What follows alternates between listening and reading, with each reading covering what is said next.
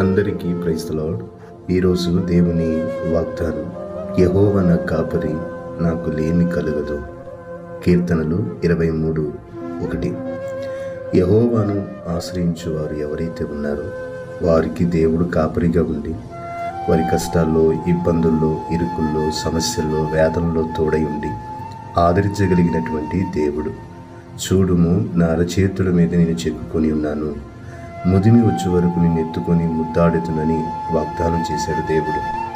తన తల్లి మరిచినా, తండ్రి మరిచినా నేను నిన్ను మరువనని వాగ్దానం చేశాడు.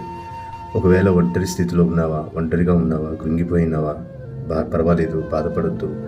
కృంగిన స్థితిలోంచి లేవనెత్తగలిగిన దేవుడు నీకున్నాడు గనుక ఆయన వైపు చూసి ఆ కాపరి చేతిలో నీ ఉండి ఆయనకు లోబడి నువ్వు జీవిస్తే నీకున్న ప్రతి సమస్య నా దేవుడు తొలగించి నిన్ను ఆశీర్వదిస్తాడు.